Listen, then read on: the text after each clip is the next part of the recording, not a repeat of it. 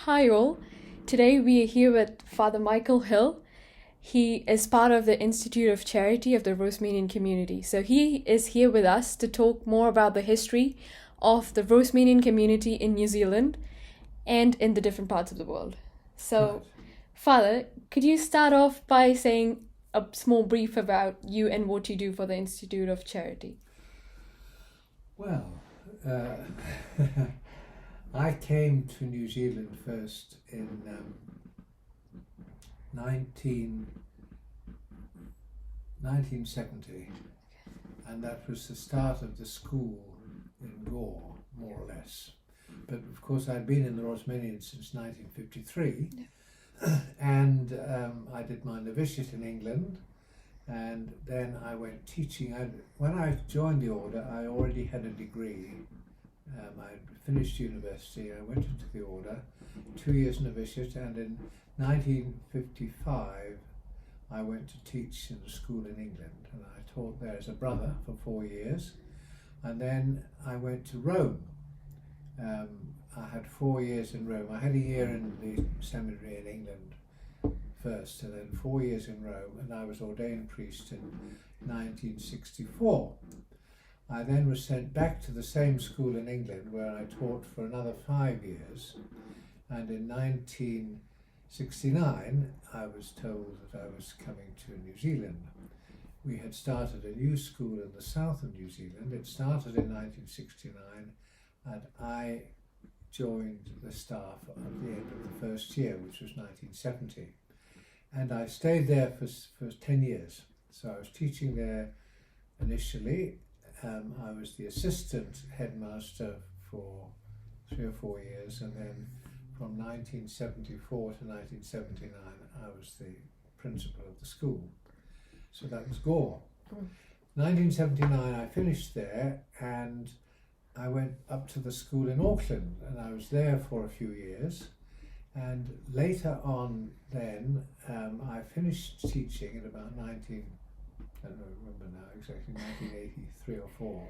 Okay. And I was asked by the bishops, appointed by the bishops to the adult education program, which was centred in Auckland, but it was a course that was established for Catholics all over the country. Okay. And so I joined. The course is now known as Walk by Faith. It still goes on. It hadn't got that name at that time, but that doesn't matter. It's the same course. And it was a 3-year program in catechetics to train lay people to be able to be catechists or to work in parishes in various ways. Okay. But people came to it very often just because of their own interest. They didn't all come with a view to that.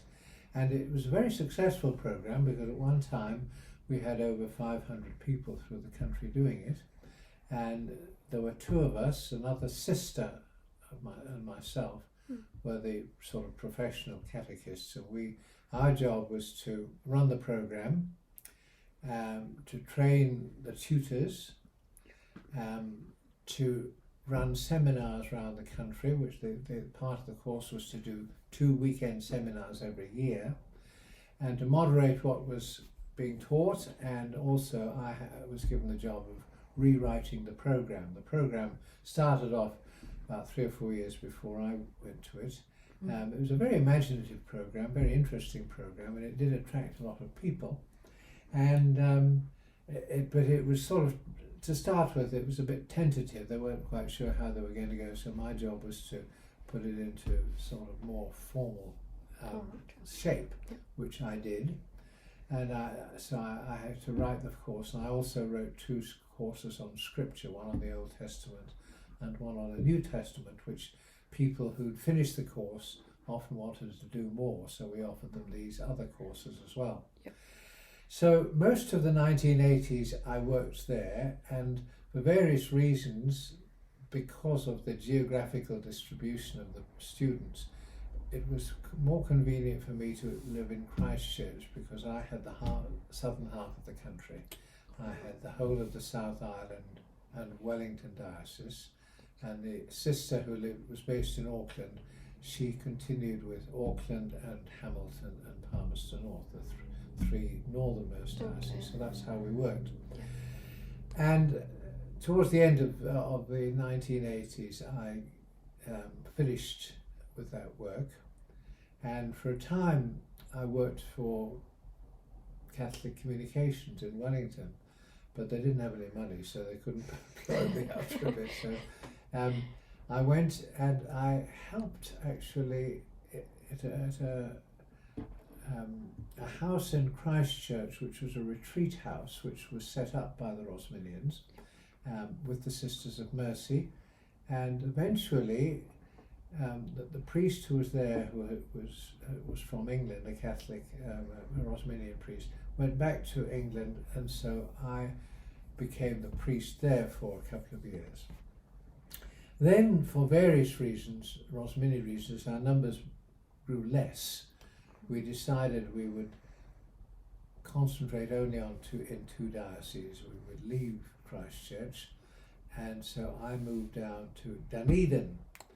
And then in Dunedin we had a student house for some time, and so I lived there. And the Bishop of Dunedin, more or less straight away, before I even arrived, asked me if I would become the editor of a paper called The Tablet, which was the oldest Catholic paper in the country. It had been in existence 120 years.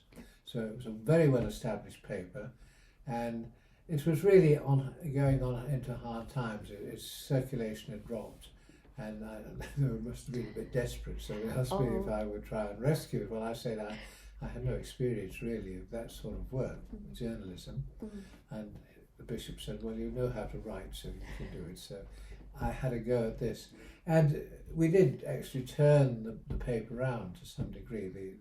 The fallen circulation stopped, and it started to go up again. But eventually, for various other reasons, financial reasons, because it was losing a lot of money, the bishops closed it down.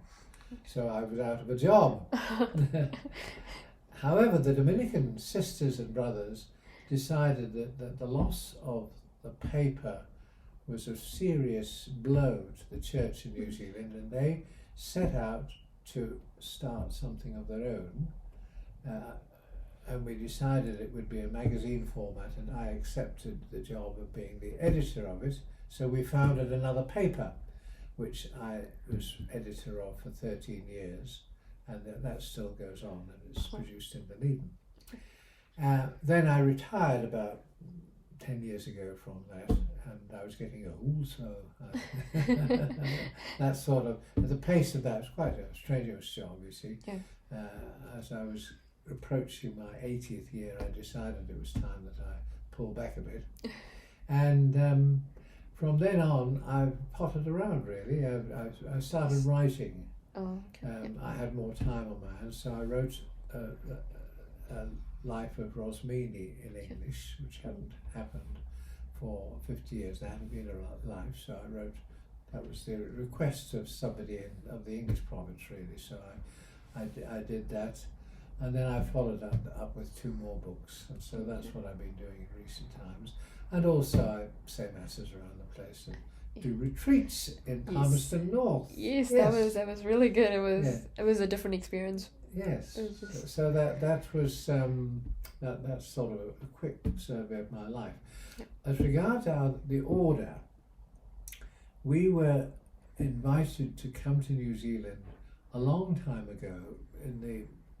Not long after the war, there was an approach for us to start a school in Auckland, and for some years we weren't able to do that because we didn't have the people, but we had quite a good flow of vocations in the 1950s and the 1960s, so eventually that school was accepted, and so 2 priests and a brother teaching brother came to Auckland in 1960, and the school started at the beginning of 1961, and it was called Rosmini College, and it's on the north shore of Auckland. Yep. The harbour bridge had only just been built about 2 or 3 years previously, so that the North Shore was beginning to expand very rapidly, and so this was that they established a girls' school near the end of the bridge in a place called Takapuna, and then they decided to build Rosmini College, not on the same site as the girls' school, but about half a mile away, I suppose. Oh, okay. And that school was started in 1961. Yeah. And the school rapidly expanded, and eventually we had probably about 8 or 10 men working there. During the 1960s, it was decided, because of the school and the possibility of vocations coming from the school, to establish a novitiate.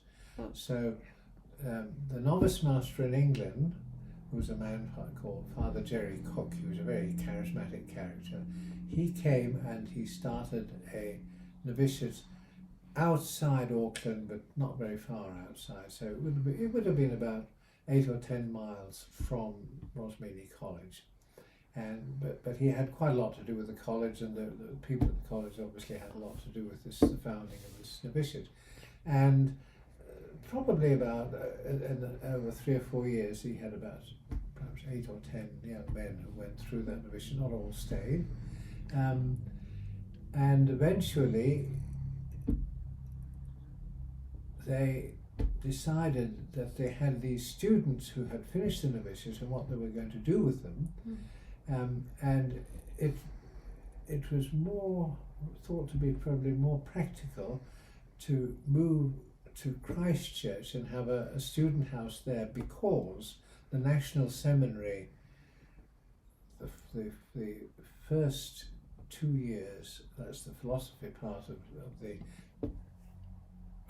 course for training new priests, was in Christchurch. Oh. And then the 4 years of theology was down in Dunedin. So the priests in those days went to Christchurch for 2 years, 4 years then in Dunedin. So we set up this house in Christchurch, not far from where the seminary was. I'm just trying to think of its name, whether it wasn't Holy Name, I can't remember the name of the seminary. It closed after a bit. They moved it down to Dunedin ultimately. And so he bought a house in that part of Christchurch. There was always another priest with him, usually an older priest who was a sort of support for him. And I used to go and visit there quite often, and I got very friendly with Jerry. We became very fast friends.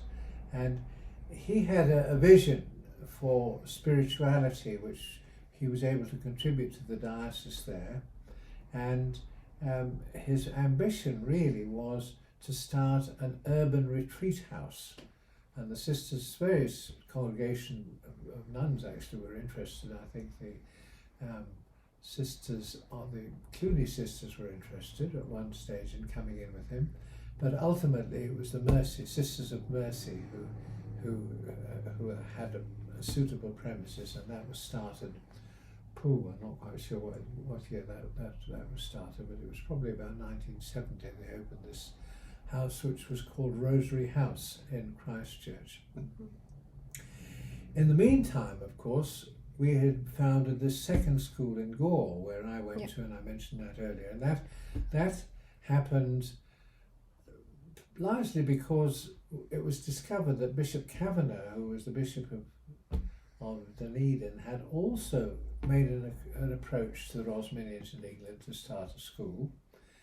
He wanted to have a school in the south. He had a boys' school. There was a boys' school, existing school, in a place called Oamaru, which is north of Dunedin.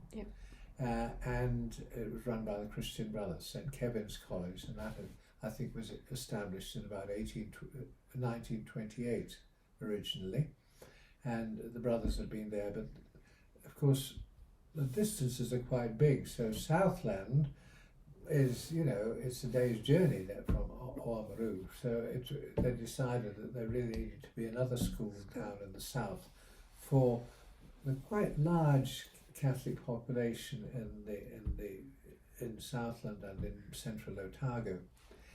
And So they started building this school in a little town called Gore, which is a farming town about 40 miles north of Invercargill and probably 100 miles out of Dunedin. It's about 100 miles down to Gore and another few miles down to Invercargill. So this little farming town, Gore, they bought land and they started building the school. The problem was who was going to run it. Oh, yes. And they tried various religious orders, and eventually it was accepted by the Irish Capuchins, who are in Auckland, and they accepted it. So they started building the school. They collected a lot of money to build the school, and they started building it. Then the Irish Capuchins decided that they wouldn't have the people to run the school, so they pulled out. So they had, in the middle of a big field, they had this building. They had built a dormitory block. They had built an accommodation house for the priests, or the brothers, whoever they were, and they'd started building the school. And it was sitting there, half built. And while he looked round to find somebody else, well, various orders were approached, particularly the Marists, but they wouldn't. The Marists don't like going too far south, so they wouldn't touch it. Yeah. They would not go down into the Dunedin diocese at all. Their furthest south was in Timaru, actually, in the Christchurch diocese. And eventually, we discovered in Rome that there had been this approach some years previously, and it had never been really dealt with. And so the order felt a certain obligation to consider seriously his second approach to us. And we had quite a number of vocations at that time, so although it put a lot of stress on the English province, the decision was made to start this other school. And it was going to be a totally different sort of school from the one in Auckland, because it was going to be a boarding school as well as a day school, because the farmers were in the area. And Father Herdage, who was the founder, he arrived there probably about 1967 or 68 with another priest, and they started the business of establishing this school. So St. Peter's it was called. It was called St. Peter's because Father Herdage's home parish in Cardiff was St. Peter's, and so he asked if it could be called St. Peter's, so the school was called St. Peter's.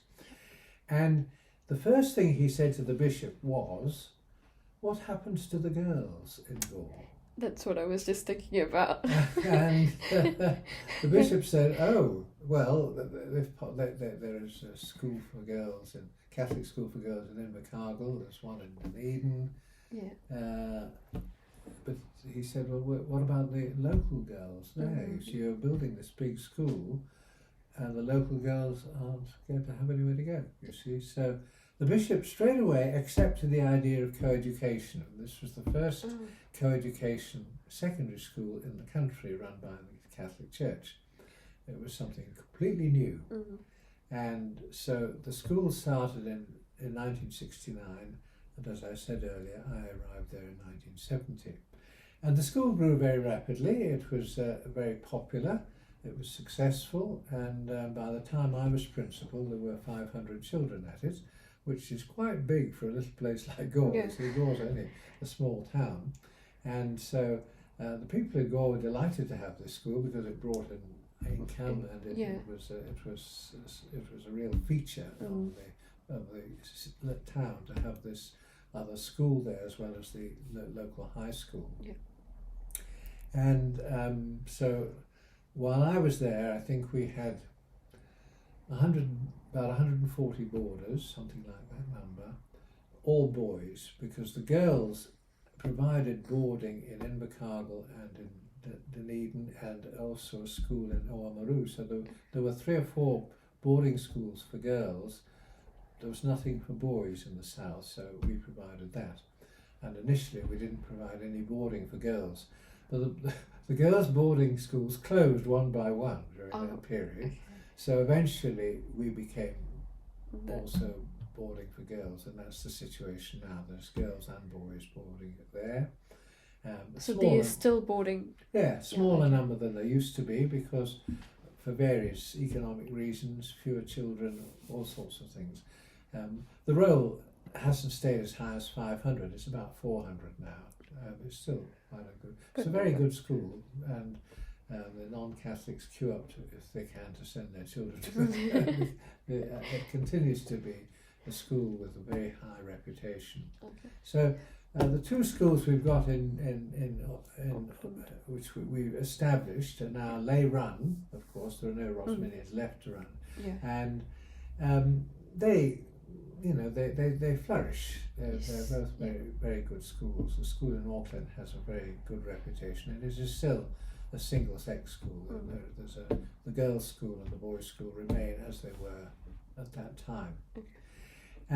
Now, our connection with the schools diminished because we had fewer vocations.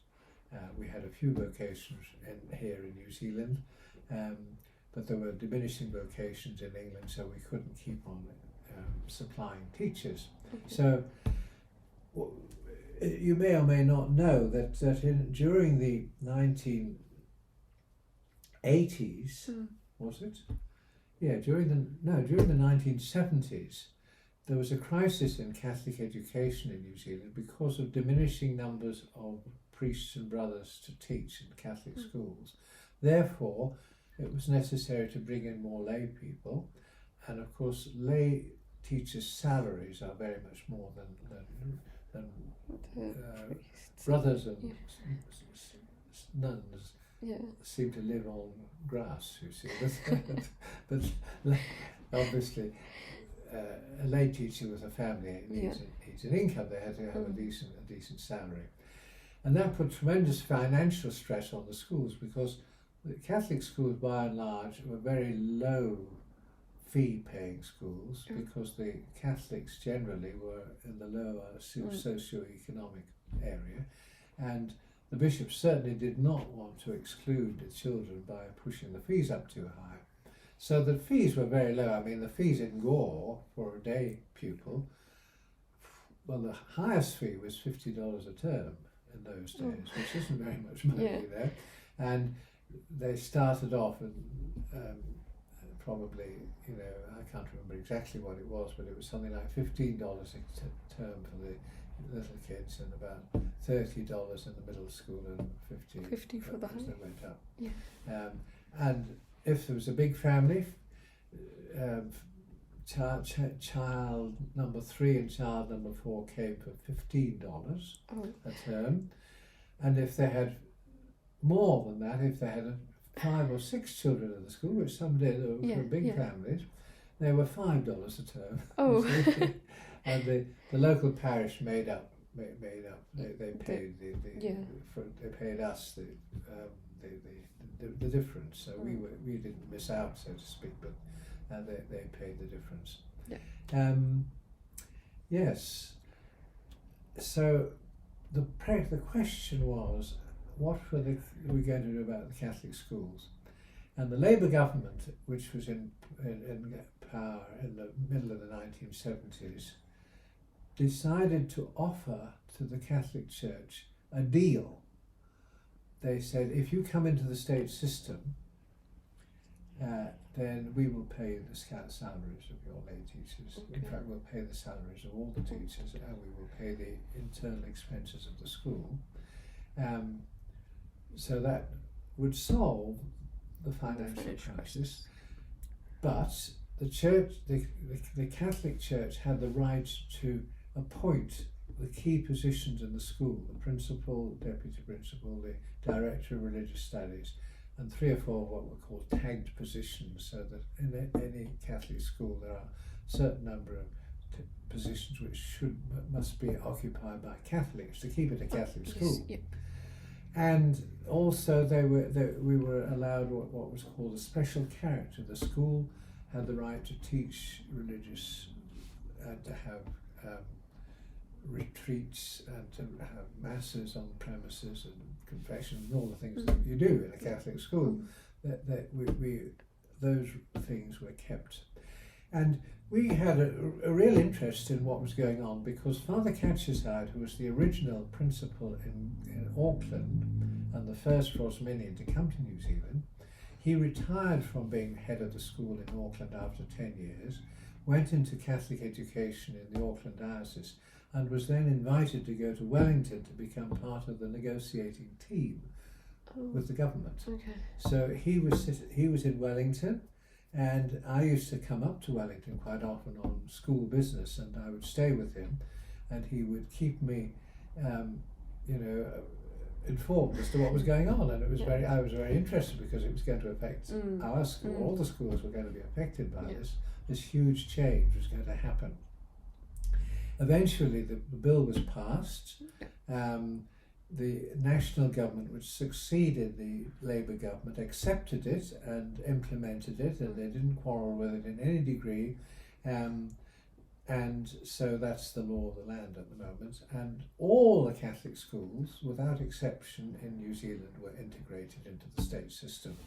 And quite a lot of non-Catholic schools asked to be integrated too, because they wanted to get this deal too. So their special character was different from ours for obvious reasons. So that was a little bit of background of that. So the numbers of teachers, Rosminian teachers, diminished during that time down to, eventually just one or two in Gore and one or two in Auckland from what they had before, and ultimately the last Rosminian in Auckland, in Gore, finished in the 1995, and in Auckland about the same time, perhaps a bit later. The last priest in Auckland was asked by the bishop to accept a parish on the North Shore, where he went with another priest. So we had two Rosminian priests there, and for 10 years he was parish priest there. The other priest eventually died there, but however, he, during his time there, he had a big influence. He was a New Zealand vocation, and a very dynamic and charismatic character he was, a lovely man, and so a very successful parish was established in Auckland. We'd also had always a parish in the south. The Bishop of Dunedin insisted right from the start that he wanted us to be more than just teachers. He wanted us to have a parish as well. So he established a parish for us near Gore, and eventually the priest who was parish priest there moved up to Dunedin, and we moved our student house down to Dunedin, and a parish called Waverley, which is on the peninsula on the sort of edge of Dunedin, was given to us, and we inherited the use of this house, which had once belonged to the Redemptorists. It was their mission house, and we had a community there, and there were students there for a time as well. Okay. And so we had that presence in Dunedin for a number of years. Eventually, the student house finished, and the priest there went to North East Valley, which is our parish now in Dunedin. So we've got the parish in Dunedin, and that was the last of the English province parishes, because the parish in Auckland ceased when Father Bland went back to England because of old age. He retired back about 10 years ago. But he left behind two ascribed groups on the North Shore, one of which had been attached to the school, and this was a very aging group, and they've all died out since, but also a parish-based group, a bit like here, and that continues. And so I go up there, and I shall be visiting them next week, actually, when I go up there. And we also established an ascribed group in Christchurch, which continues now, so I go there. So there's a group in Auckland, a group in Christchurch, and now this group in Palmerston North. Yes. Amen. Yeah, that's good. Now, what about a few questions? one of the main questions that while you were talking, one of the main questions that I had in mind was like, why was there rapid decrease? Like, is it because more people chose, like, more of these Rosmanians who used to teach because they just retired of old age, or did they just move to different countries, or what was the reason behind? Well, a lot of them got too old to teach, so they moved on. Thinking of the community in Auckland, the first community, one of the priests eventually moved out and became the prison chaplain in Auckland. Okay. That was so he stayed in Auckland, but he did another job. Oh, yes. Another priest became the director of Catholic Social Services in Auckland. Father Catcherside went into education in Auckland. So those were three who had been on the staff there who moved into different positions places, in Auckland. As far as Gore was concerned, well, I mean, I moved into a job in a national job really, and so I was floated around in different places. But by and large, the guys there either finished and went back to England, or sometimes the people who came over didn't really settle in New Zealand, so they didn't stay very long necessarily. They stayed a few years but went back to England. Most of the ones who came stayed, and we went through until we became aged, like we. So the next question would be New Zealand here, the Rosminian community has tried to be more in the education sector, but what more was there anything else that the community did as? Well, I was always involved in giving retreats, for instance. I think while I was in Gore, which is a boarding school, which is very demanding, I gave a couple of retreats to nuns, I think, during that time. But I didn't do much of that sort of work outside. But in Auckland, which was a day school, it's quite different.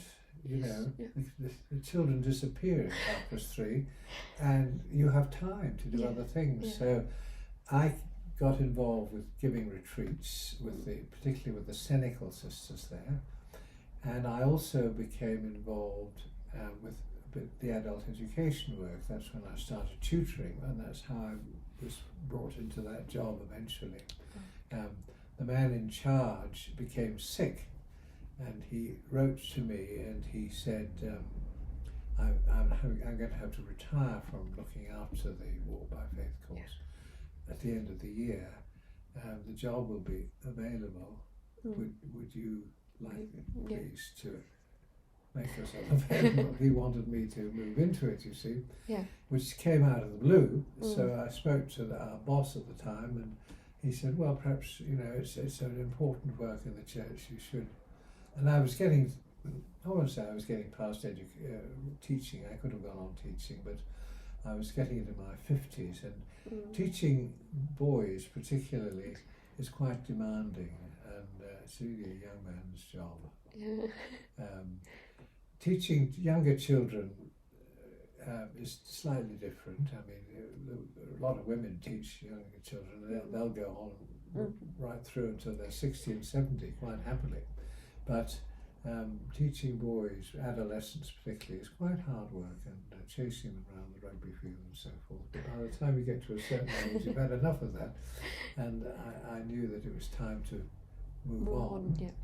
For and that I had other gifts to give, Yes. And so that's the way it was. So, yes, our numbers of vocations in England fell.